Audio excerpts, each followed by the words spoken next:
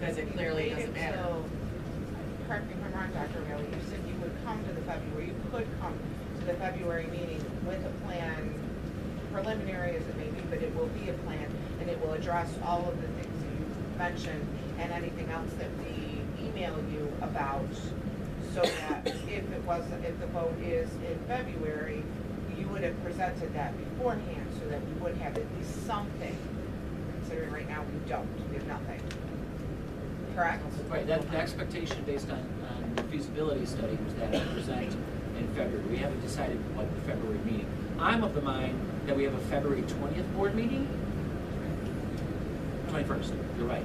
For a February 21st meeting, I would like to work with the architect to have a special meeting the week before so that we can present. And it makes sense to me to put a question or questions at the February 21st meeting. But you're the board, I don't make decisions for the board. I think that's something that you guys would have to work with, but that's my recommendation. I think that you'd want to hear it first, you want to absorb it, you want to think about it. People are going to make calls to you, I'm sure they do all the time. They're going to make calls, they're going to ask you questions, and then at the 20th or 21st, you would then put your votes, however you so choose on the ballot, on which direction you would like to go. That's how I'm seeing it kind of unravel in the short period. That's what I was planning on doing, unless I'm totally different. What is everyone's thoughts? So it sounds like to get more information, we should have the meeting before the February 21st meeting. And then we can decide on it on February 21st. And still have enough time. So, if I'm hearing you correctly, you're asking for a special meeting or the week before the board meeting. I can't answer your question. I mean, that's what you're asking us to do that. I'm trying to plan a seat here. There's someone. Because if not, then we would have to wait till March, and that's wasting. So long. That's wasting another time that they could be working. Yeah. So whatever, as soon as you have the study, it's gonna be a week before, 2 weeks before, whatever you do. Call it a social meeting for that, but then we'll have more information for February. So you're Dr. Mellon, when do you anticipate that? So you think that you will have the study done, and we could go over sometime in the week of the 13th, 14th, 15th, 16th, or 17th, basically? I'm looking at my calendar just to confirm my phone. If you look at your calendar, just saying you're looking at your calendar. Look at your calendar. Because I mean, it's on the film, it's in Florida, Hawaii.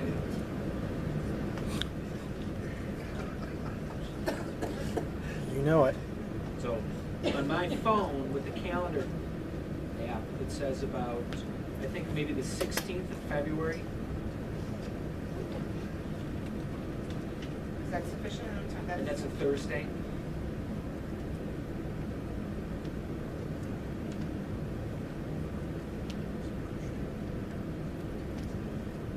I'm closing out the calendar app.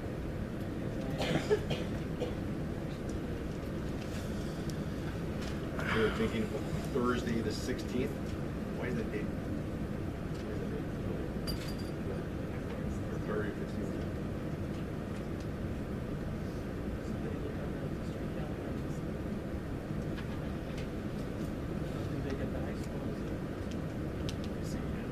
I know the 17th is father-daughter against Giles.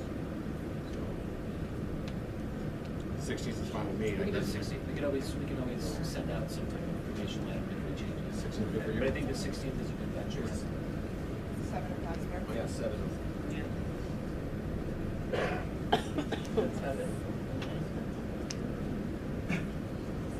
All right.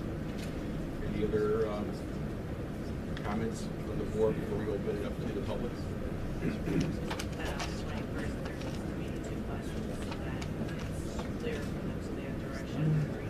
So just the one thing, just to be clear, we typically get the agenda out on Thursdays. We'll have the agenda out on Thursday, but we won't probably have it partially until Friday mid-afternoon, or the alternate, at least the 48-hour well in advance. So. Great, we'll open it up to the public. We have, what is this called? Ann Larson. Hi, I'm Ann Larson, and I don't know about the rest of you, but this is kind of cool and kind of frustrating to witness and be gagged, and I get why that is, the process of the board. And I have a lot of respect for the board members and the heavy decisions that you guys have to make.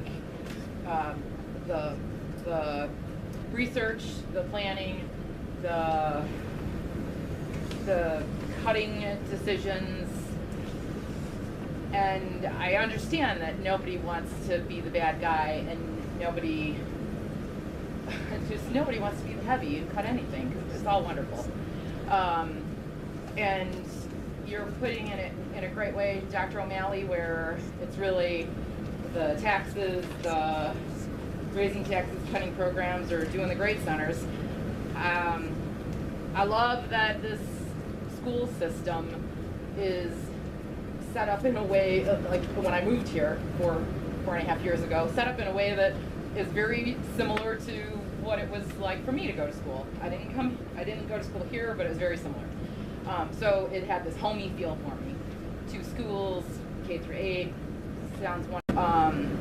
Kids not necessarily coming to school just for reading, writing, and arithmetic, but some kids love the sports, some kids love the music, some kids love the arts. I think a lot of you, I'm generalizing, but I think it's maybe somewhat accurate that a lot of you have business backgrounds like I do. So for us, maybe that stuff just seems kind of ancillary and unnecessary, but I know that even though my background is business and my day-to-day will return to business, the extras are what drives people. Whether it's gardening or travel or whatever it is you guys do for fun, the same way goes for kids. And it's our jobs to open up the various things that there are in the world to our children.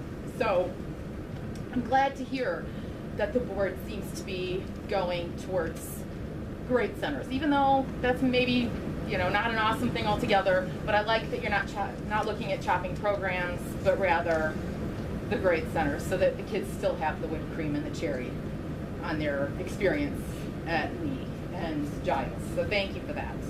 And what I would really like to see is, I hear people on the board were not so thrilled with voting for grade centers because there is no plan in place. And so it was good to see you guys work through in conversation here that this needs to happen, that needs to happen the week ahead of the February meeting.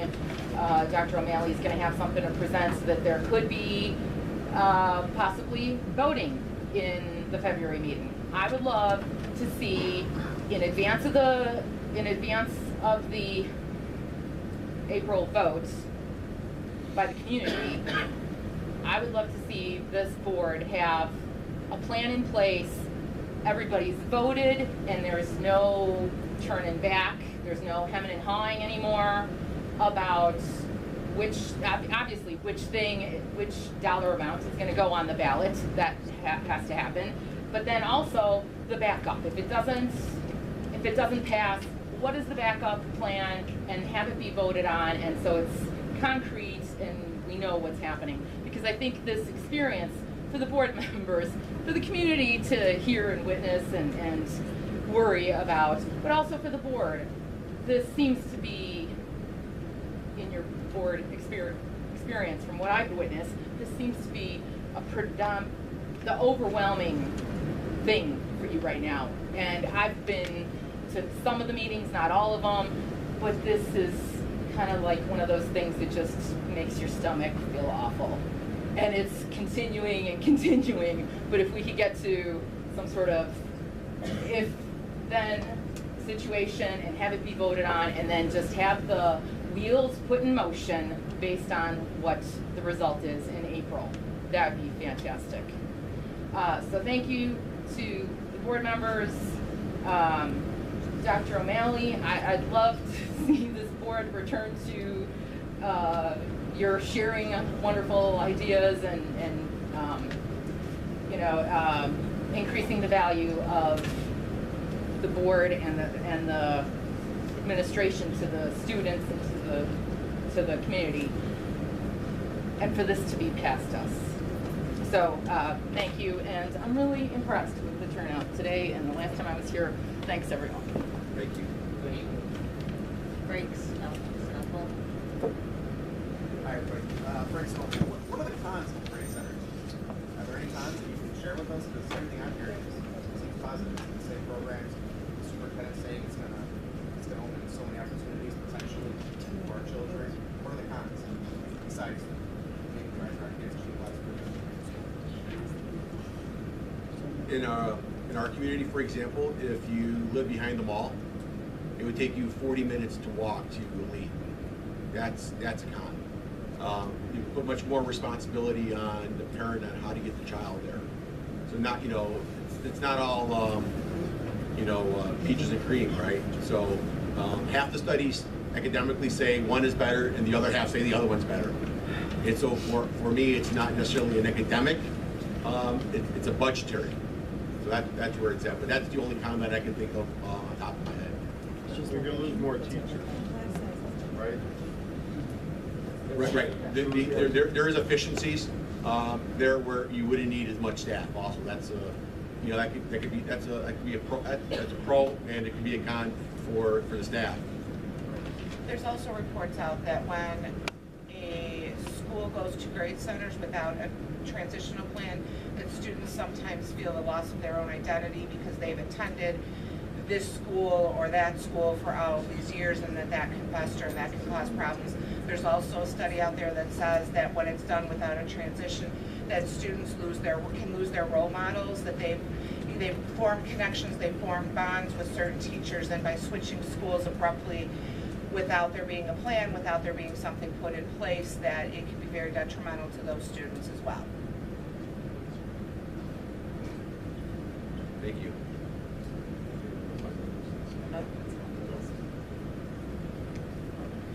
If you just state your name so we can just put you on the list if you have a question. Christopher Delamayo. I just want to ask you guys two things first. One is $2 million to keep everything kind of running where it's at. I think being $58 million less than they asked for last time shouldn't be like astronomical to everybody. One thing. Two is anybody here, would they be open to the idea of forming a neighborhood committee to try and help raise funds or come up with some way to bring more money into the community to help us get that for the kids and what they need to keep things running? And then you said that no matter what, we're going to save money if we go to grade schools next year, right? We would Yes. save more money if we didn't wait another year, right? Correct. Okay, so with that, I think it's a no-brainer. You should automatically go to grade schools. I also like to say that I think that there are some people on the board who might have personal interest in their vote, which I think their vote should be null and void. They have conflict of interest, and I think that their vote should not count. I'm not going to name people, but you know who you are. Thank you. Thank you.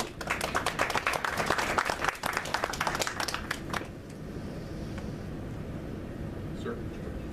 Mike Amundson, I'd just be curious to know how many would like the changing of the schools like that.